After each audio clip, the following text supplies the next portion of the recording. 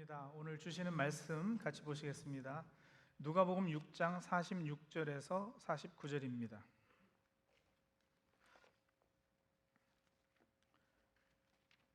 누가복음 6장 46절에서 49절 우리 교독식으로 읽겠습니다. 어찌하여 너희는 나더러 주님 주님 하면서도 내가 말하는 것은 행하지 않느냐?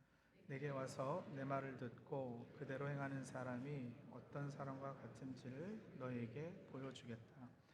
그는 땅을 깊이 파고 반석 위에다 기초를 놓고 집을 짓는 사람과 같다. 홍수가 나서 물살이 그 집에 들이쳐도 그 집은 흔들리지도 않는다. 잘 지은 집이기 때문이다. 그러나 내 말을 듣고서도 그대로 행하지 않는 사람은 기초 없이 맨 흙 위에다가 집을 지은 사람과 같다. 물살이 그 집에 들이치니 그 집은 곧 무너져 버렸고 그 집의 무너짐이 엄청났다. 아멘. 500여 년 전에 종교개혁가들이 오직 믿음, 오직 은혜, 오직 성경을 외쳤습니다. 하지만 시간이 지나면서 많은 이들이 이 오직의 구호가 어떤 배경에서 나왔고 이 구호로 무엇을 개혁하려 했는가를 잊어버리고 왜곡하였습니다. 오직 믿음을 외치니 행함은 교회에서 뭔가 부정적이고 피해야 하는 단어로 여겨지게 되었고요. 오직 은혜라니 우리 인간 편에서의 노력, 책임 등은 등한시하면서 또 은혜로 인한 자유가 아니라 방종으로 빠지게 되는 부분이 없지 않았습니다. 오직 성경을 말하니 성경을 공부해서 지적으로 많이 아는 것이 강조되었고 성경의 진리를 지적으로 동의하는 것이 곧 신앙인 양 이렇게 착각하게 되었습니다. 그럼 이제 더 설명드리겠지만 진리를 많이 아는 것과 그 진리에 지적으로 동의하는 것이 곧 성숙한 신앙은 아닙니다. 오해로부터 해방 설교 시리즈 중에 오늘은 성경 지식이 많아질수록 영적으로 더 성숙해질 것이다, 신앙이 더 좋아질 것이라는 우리가 흔히 하는 오해를 풀어보겠습니다. 물론 이 말에도 분명 일말의 진리가 포함되어 있습니다. 이번 설교 시리즈에 우리가 다루는 모든 것이 다 약간씩의 진리가 섞여 있기 때문에 어려운 거 아니겠습니까? 성경을 모르고야 영적으로 성숙해질 수가 없죠. 말씀을 모르고 어떻게 하나님과 친밀해질 수 있겠습니까? 그러니까 성경을 아는 지식과 영적 성숙과는 분명 긴밀한 관계가 있는 것이 사실입니다. 그러나 성경을 지적으로 많이 아는 것이 꼭 신앙이 좋은 것도 또 영적 성숙을 개런티하는 것은 아니라는 말씀을 이제 드리는 겁니다. 여러분, 저울 위에 매일 올라간다고 저절로 살이 빠집니까? 성경 구절 암송하고 성경 공부를 매일 한다고 저절로 신앙이 좋아지나요? 같은 논리예요. 만약에 그렇다면 신학 박사 학위 있는 사람이 최고로 신앙이 좋아야죠. 만약 그렇다면 성경 퀴즈 대회에서 1등하는 사람이 제일로 영성이 뛰어난 사람이어야죠. 교회도 다니지 않고 기독교인도 아닌데 그 지식의 만족을 위해 성경 통독을 서너 번 한 사람을 제가 알고 있어요. 성경을 읽어보니 모순도 많고 별거 아니다 이렇게 말씀하시더라고요. 그리고 이제는 불경과 코란도 읽어보려 한다 그러셨어요. 교회 오래 다녀도 성경 통독을 서너 번 한 분이 많지 않거든요.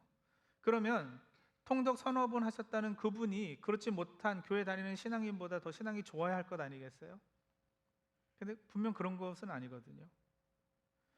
그러면 성경을 지식적으로 아는 것보다 영적 성숙에 있어서 더 중요한 것이 있다는 말씀입니까? 예, 그렇습니다. 그건 바로 여러분, 그 깨달은 말씀을 체험하는 겁니다. 성경을 배우고 깨닫는 것은 결국 그 말씀을 살아내기 위해서이거든요. 말씀을 순종하고 듣고 깨달은 말씀을 감사함으로 받고 실천하기 위해 노력하는 것이 하나님과의 관계를 더욱 깊게 하고 그래서 맺어지는 것이 우리 안에 내적인 성품의 열매들이거든요. 지난주에 말씀드렸어요. 영적 성숙을 저는 한마디로 아버지 닮음이라고 표현한다고요. 말씀의 실천, 삶의 적용을 통한 사귐의 깊어짐이 아버지 닮음, 하나님 닮음, 하나님의 형상 회복을 가져오고 그렇게 담다 보면은 하나님의 성품을 소유하게 되는, 그래서 이렇게 내적인 변화가 있게 되고 그 변화는 자연스럽게 겉으로 드러나는 언행, 말과 행동의 변화, 삶의 변화를 만들어내고야 마는 거죠. 자, 이거 한눈에 보시도록 도표로 한번 표현해 볼까요? 성경 지식 플러스 그것에 순종해서 말씀을 체험하는 것, 그것이 하나님과의 진정한 사귐을 가져오고요. 그 사귐은 당연하게 아버지 닮음, 그래서 우리의 성품, 인격의 변화, 이제 성경은 그걸 열매라고 그러잖아요. 그 변화를 만들어내고 그것은 자연스럽게 또 당연하게 삶의 변화, 행위의 변화, 그런 이제 밖으로 드러나는 외적인 변화를 만들어낸단 말입니다. 말씀을 듣고 진리를 많이 알고 있다고만 해서 하나님과의 관계가 깊어지는 것이 아니고 말씀의 체험을 통한 진정한 사귐이 깊어져야 관계가 깊어지는 거고 신앙이 성숙해지는 거예요. 자, 여러분, 우리 하나님은 여호와 일의 하나님이시다. 맞다 틀리다? 이거는 뭐 이렇게 제가 속이려는 뭐 트리키 퀘스천이 아니에요. 여호와 일의 하나님이시다. 맞다 틀리다? 맞다. 예. 자, 여호와는, 야훼는 하나님의 고유 명사인데요. 히브리어 모음 요드 해 바우 해 이렇게 네 글자로 되어 있고 그걸 음역한 것이기 때문에 헬라어로는 테트라그라마톤이라고 그래요. 테트라는 넷이라는 뜻이고 그라마톤은 글자라는 뜻이거든요. 그리고 이레라는 말은 무엇을 보다, to see, 그러니까 미리 본다 뭐 이런 뜻 아니겠어요? 그래서 히브리어 어원에서는 미리 보다이기 때문에 이렇게 준비하다로 번역이 되는 단어예요. 그래서 여호와 이레는 우리가 알다시피 뭐예요? 하나님께서 준비하신다. 하나님께서 준비하신다. 자, 여러분, 이거를 지식적으로 아는 게 영적 성숙에 얼마나 도움이 될까요? 테트라그라마톤 아셨어요? 그거 뭔지 몰라도, 그죠? 이레라는 말의 히브리어 어원을 몰라도 삶 가운데 하나님께서 준비하시고 공급하시는 체험을 했었다면 그게 하나님과의 사귐이 깊은 게 아니겠느냐고요. 에베소가 어디에 붙어 있고 고린도가 지도상 어디에 있는지 정확히 찝을 수 있는 거하고 영적 성숙하고 과연 어떤 관련이 있겠느냐고요. 뭐 조금은 있을 줄 모르겠어요. 근데 성경 퀴즈 대회 나가가지고 상 타는 거 말고는 뭐 그다지, 그죠? 그것보다는 에베소서에 담긴 그 하나님의 말씀과 하나님의 뜻, 고린도 전서 후서에 하나님께서 말씀하신 것을 내가 삶으로 실천해 내는 거, 여러분 그걸 할 때 영적으로 우리가 성숙해지는 거 아니겠느냐고요. 자, 오늘 본문 말씀에는 집을 짓는 사람의 비유가 나와요. 우리 너무 잘 알고 있는 비유죠. 어떤 사람이 집을 짓는데 땅을 깊이 파고 기초를 반석 위에 놓아서 홍수가 나서 물살이 그 집에 들이쳐도 그 집이 흔들리지 않습니다. 이건 잘 지은 집이라 그랬어요. 근데 또 다른 어떤 사람은 집을 짓는데 기초 없이 맨 흙 위에다가 집을 지어요. 당연히 물살이 그 집에 들이치니까 집이 무너져 버리죠. 그 무너짐이 엄청났다고 오늘 우리가 읽은 본문에는 쓰고 있어요. 이게 무엇의 비유냐면, 우리가 인생을 살다 보면 폭풍 후 홍수가 닥쳐오는 때가 있어요. 그때 요동하고 흔들리고 그래서 쓰러지고 넘어지는 사람이 있는데 그분은 영적으로 미숙한 사람이죠. 반면에 똑같은 폭풍 후 홍수를 맞아도 흔들리지 않고 이겨내는 견고한 사람이 있습니다. 그 사람이 이제 영적으로 성숙한 사람이에요. 이 비유에서는 이렇게 영적으로 미숙한 사람, 영적으로 성숙한 사람, 두 부류의 사람이 비교가 되고 있는데 어떻게 하면 우리가 영적으로 성숙한 사람이 될 수 있을까? 아니, 어떤 사람이 영적으로 성숙한 사람일까? 여러분, 기독교는 사실 어떤 종교보다도 또 철학보다도 실용적입니다. 실용적이다라는 것은 실제로 현실적으로 쓸모가 있고 도움이 된다는 뜻이잖아요. 우리가 들고 다니는 휴대전화가 참 실용적이다. 무슨 말이에요? 실생활에 딱 알맞고 필요하다는 뜻 아니겠어요? 뭐 거의 요즘은 휴대전화 없이는 생활하기조차가 힘들잖아요. 그러면 영적으로 성숙한 것이 그렇게 실생활에 도움이 되느냐? 유용하냐? 예, 그럼요. 그렇지 않으면 기독교는 능력이 없는 종교이겠죠. 여러분, 신앙이 있고 영적으로 성숙하면요, 살면서 이런저런 폭풍우가 다가와도 두렵지 않고, 아니 두렵더라도 의지할 곳이 있고 피할 피난처가 있습니다. 그래서 태풍이 지나갔는데도 그 삶이 여전히 견고하고 아니요, 그 전보다 오히려 더 든든해지고 튼튼해지고 가족끼리도 전보다 더 사랑하고 다른 사람도 더 많이 이해하게 되고 나와 같은 처지에 있는 사람을 향한 국률한 마음이 생기고, 이게 우리 신앙의 유익이고 능력이고 실용적인 부분 아니겠어요? 근데 그렇지 못한 사람들이 있다고요. 조금만 시험이 와도 흔들리고 무너지고 상처 입고, 그래서 하나님을 의심하고. 자, 그게 이제 영적 미숙과 성숙의 차이인데, 대체 무엇이 이런 차이를 만들어내느냐? 무엇이 이런 다른 결과를 가져오게 하느냐? 자, 우리가 읽은 47절을 다시 보시면은요, 집을 잘 지은 어떤 사람의 비유가 이렇게 시작이 됩니다. 47절, 내게 와서 내 말을 듣고 그대로 행하는 사람이 어떤 사람과 같은지를 너희에게 보여주겠다. 영적으로 성숙한 사람, 홍수가 나도 집이 흔들리지 않았던 이 사람은 어떤 사람이냐면, 주님께 와서 주님의 말씀을 듣고 어떻게 해요? 들은 대로 행한 사람이요. 반면에 홍수가 나서 집이 엄청나게 무너진 사람은 그 비유가 어떻게 시작되느냐? 49절 보세요. 그러나 내 말을 듣고서도 그대로 행하지 않는 사람은. 자, 그러니까 여러분, 이 사람도 주님이 하시는 말씀을 들었다고요, 안 들었다고요? 들었다고요. 그러니까 둘 다 주님의 말씀을 들었어요. 둘 다 예배 때 설교 들었고요. 둘 다 성경 공부했어요. 한 사람은 지식이 있었고, 말씀에 지식이 있었고, 다른 사람은 말씀에 지식이 없었다? 아니요, 그게 아니에요. 둘 다 지식이 있었어요. 그러니까 지식의 차이가 아닌 거예요. 그러면 한 사람은 듣고 행했고 다른 사람은 듣고 행하지 않았는가? 여러분, 우리가 전에 사용하던 개역 성경이나 개역 개정 성경은 보면은 그렇게 번역이 되어 있었어요. 듣고 행한 사람과 듣고 행하지 않은 사람. 그래서 이 차이가 행함과 행함이 없음의 차이로 그동안 우리가 오해한 적이 있었거든요. 근데 새 번역이 이 부분에 있어서는 아주 번역을 잘했죠. 그러지 그거는 아니었어요. 둘 다 보세요. 집을 지었거든요. 한 사람은 집을 짓고 다른 사람은 집을 짓지 않았다면 행함이 있고 행함이 없다의 차이라고 할 수 있겠어요. 근데 둘 다 집을 지었단 말이에요. 둘 다 집을 짓는 행함이 있었어요. 다시 말하면 이 비유는 성실한 사람, 게으른 사람을 비교하고 있는 게 아니에요. 자, 그렇다면 더군다나 더 결정적인 차이가 뭘까? 똑같이 지식도 둘 다 있었고, 똑같이 행함도 다 있었고, 이게 차이죠. 한 사람은 주님의 말씀을 들은 그대로 순종을 해서 행했고요. 다른 하나는 주님의 말씀을 듣고 그대로 행하지 않고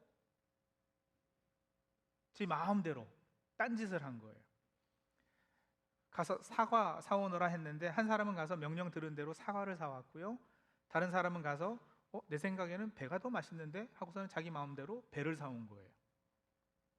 그래서 이 비유는 어떤 집을 지었는가, 이 비유가 아니라 기초가 무엇이냐, 파운데이션이 무엇인가를 살펴보라는 비유인데, 여기서 말하는 기초는 뭐냐면 하나님 중심이냐 아니면 자기 중심적이냐.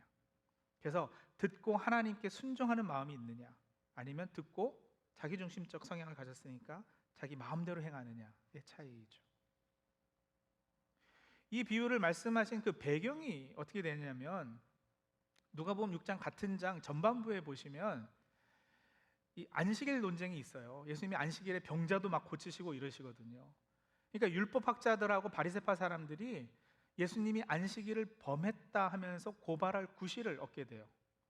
11절에는요, 심지어 그들이 화가 잔뜩 나서 예수를 어떻게 할까 하고 서로 의논하였다고 합니다. 이 안식일 문제 때문에. 그래서 이제 6장 후반부에 오면은 제자를 포함한 많은 무리에게 이 비유를 들려주고 계시지만 이런 배경이 이렇게 깔려 있는 비유란 말이에요. 그러니까 율법학자들하고 바리새파 사람들이 여러분 예수님 들려주신 이 비유에서 누구와 지금 동일시되고 있을까요? 말을 듣고도 그대로 행하지 않아서 집이 무너졌던 사람들. 율법학자들, 바리새파 사람들, 여러분 이 사람들이 말씀 지식이 없었나요? 아니요. 율법학자라잖아요. 지식이 엄청 많았어요. 하나님의 말씀을 연구한 박사예요. 그런데 듣고 그 지식이 있는 대로 순종한 것이 아니라 듣고도 자기중심적으로 판단해서 자기 마음대로 행한 거죠. 그러니 이 사람들은 영적으로 성숙하다, 미숙하다? 미숙하다. 영빨이 약한 사람들인 거예요. 그러기에 성경을 많이 알면 영적으로 성숙해질 것이다.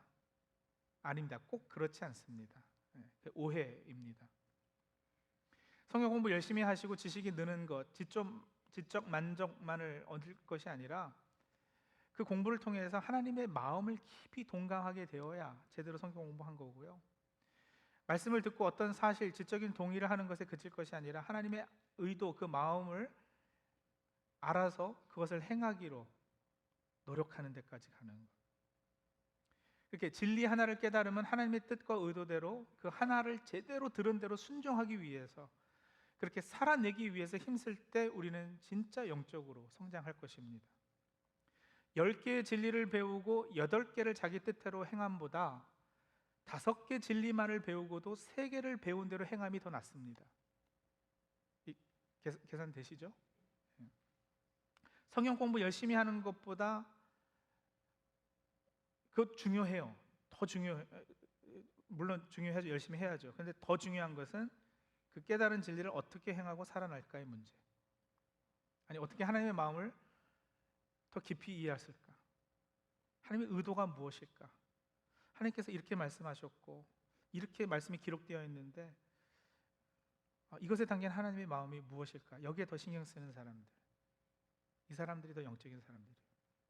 율법학자들과 바리새인들은 성경 박사들이었지만 구약의 주인공이셨고 그 구약의 구구절절히 약속되었던 메시아이신 예수님을 몰라보고 죽이려고까지 했거든요. 지식이 없어서가 아니라 하나님과의 사귐이 없어서 그랬던 거예요.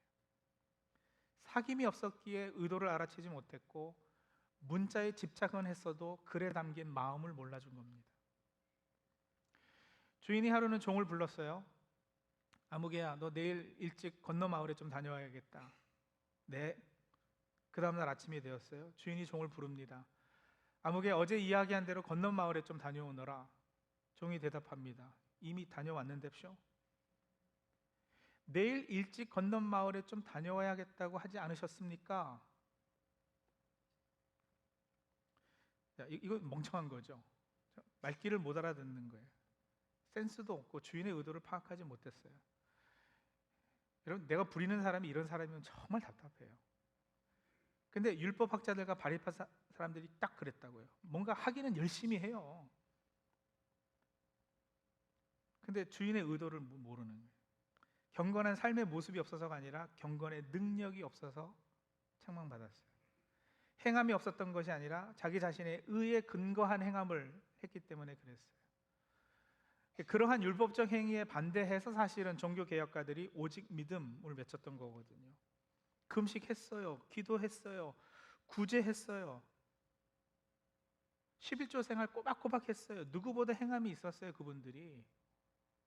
근데 그 행함이 자기 의가 되고 그 의로 자신은 충분히 구원받을 수 있다, 충분히 하나님께 어떤 보상을 받을 수 있다는 생각이 올바르지 못했기에 당시 그 종교의 형태를 종교개혁가들이 지적하고 개혁했던 거죠.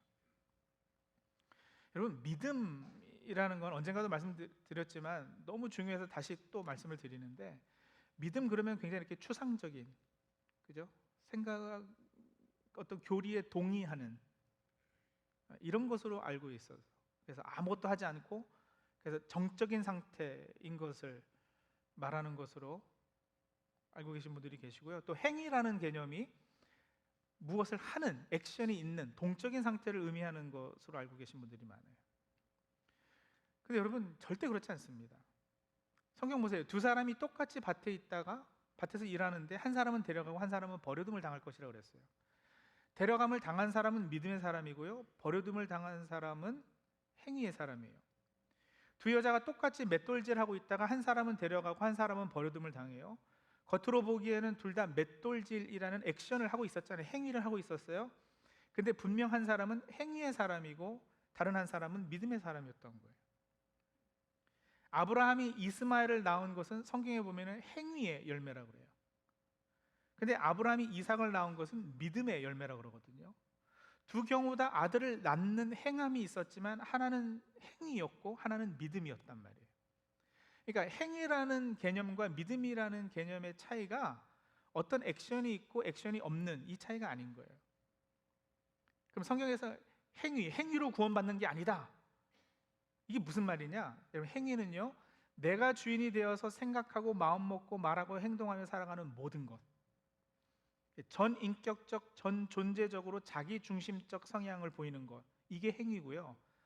믿음은 내가 하나님의 종이 되어서 하나님의 의도와 계획과 섭리 가운데 살아가는 삶의 모든 것, 전인격적, 전존재적으로 자기를 부인하고 십자가를 지고 예수님을 따르는 것, 이걸 믿음이라고 그러죠.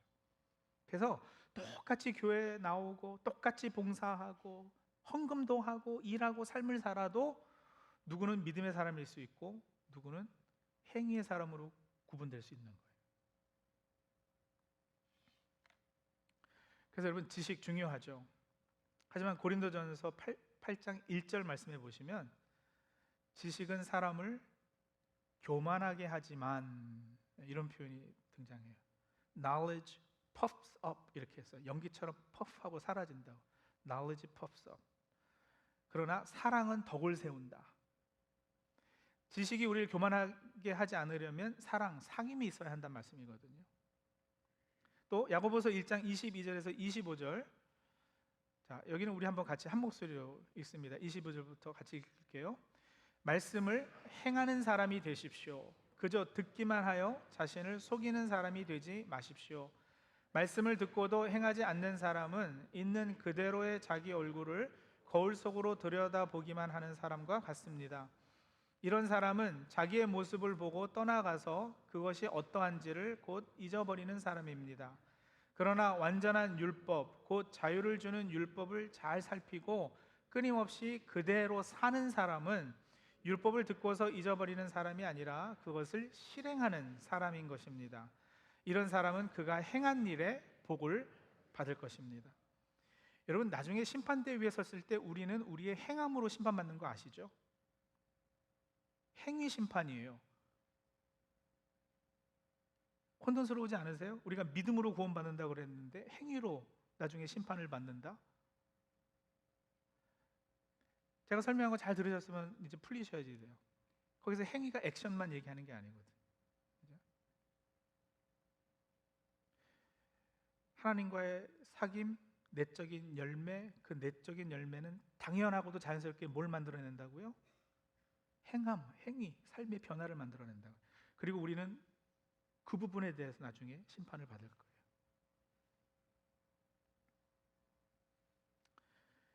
그렇기 때문에 야고보 사도의 권면에 우리가 귀 기울여야 할 것입니다. 말씀을 듣고 들은 대로 행함, 순종함이 필요합니다. 순종, 말씀을 따르려는 우리 편에서의 노력, 책임 감당, 행위는 그래서 은혜와 반대되는 개념이 아니고요. 그런 차원에서 행함, 행위는 우리 기독교에서 부정적으로 여겨서 피하고 이럴 것이 아닙니다. 자, 이번 주부터 올해 하반기 사랑방 모임이 재개됩니다. 사랑방 모임에서는 주일 설교의 내용을 삶에 적용하고 말씀에 순종하여 살아내기 위해 방 식구들이 서로 어카우너빌리티를 가져요.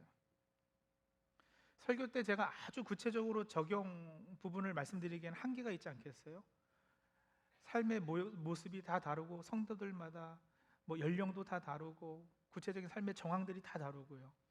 그러니 저는 어느 정도 이렇게 좀 제너럴하게 말씀드릴 수밖에 없어요. 하지만 사랑방에서는요, 함께 늘 삶을 나누고 속사정을 잘 알고 있고 생각과 감정도 나누어지고 하기 때문에 더 심도 있는 나눔, 이 말씀의 적용을 위해 함께 노력하실 수 있죠.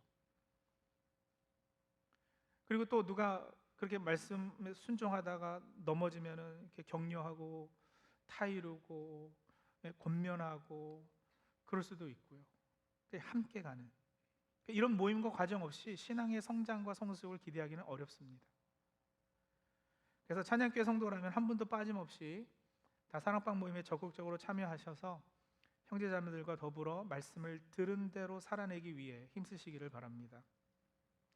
내가 지금 인터넷에서 좋은 설교도 많이 듣고 기독교 책도 많이 읽고 성경 공부도 많이 하고 있다, 그렇게 자부하시는 분들, 또 어렸을 때부터 미션 스쿨 다녀가지고 제가 성경 지식이 많아요 하시는 분들, 좋은 거예요. 나쁘다고 할 수 없어요. 참 좋은 거예요. 그러나 여러분, 그렇게 해서 실질적으로 하나님과의 깊은 사귐 갖기는 한계가 있어요.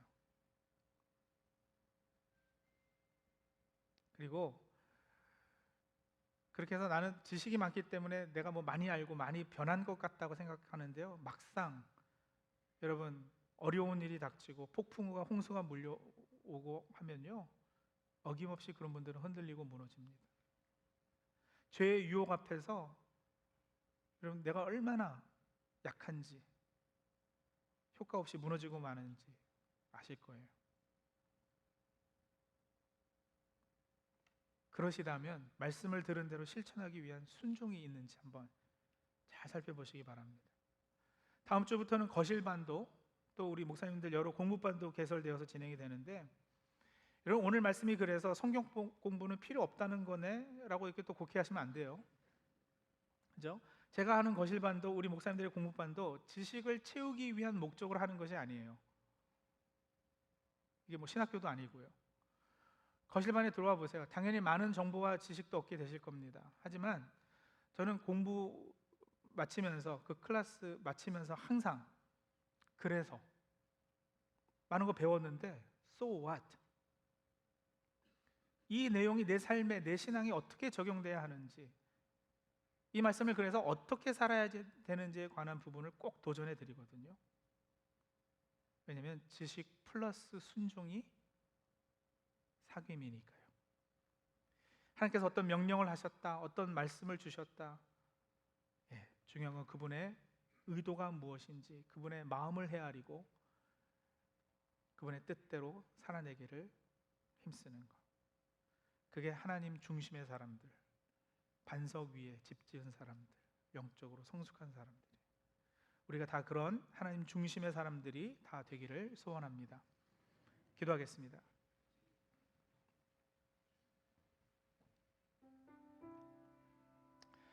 하나님의 말씀은 살았고 운동력이 있다고 했습니다.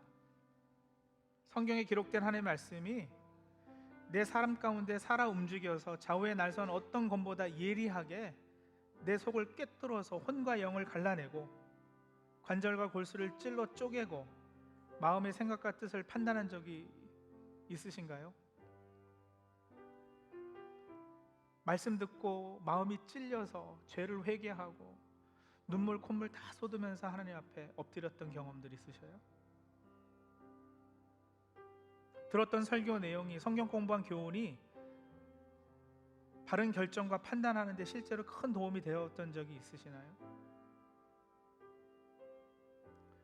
오늘 이런 말씀 주셨는데 그 말씀에 비추어봐서 내가 결정을 이렇게 해야지 되겠구나.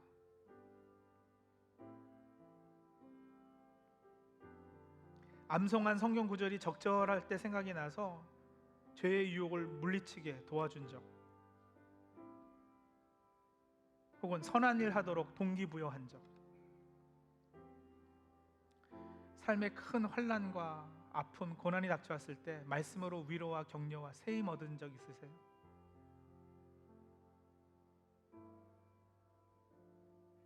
그렇게 말씀을 실제 체험할 때 우리 신앙은 성장합니다. 그 말씀을 살아내려 순종하기를 힘쓸 때 우리 신앙은 성숙해집니다. 우리가 같이 기도하실 때요, 하나님 말씀을 듣고 배우는 기회들 놓치지 않기를 작정합니다. 그렇게 하나님 앞에서 결단하시고요, 또 하나님 그렇게 배우고 확신한 일에 거하기 위해 말씀에 순종하는 마음 주옵소서. 그렇게 우리 기도하면서 하나님 앞에 나가도록 하죠. 같이 기도하겠습니다.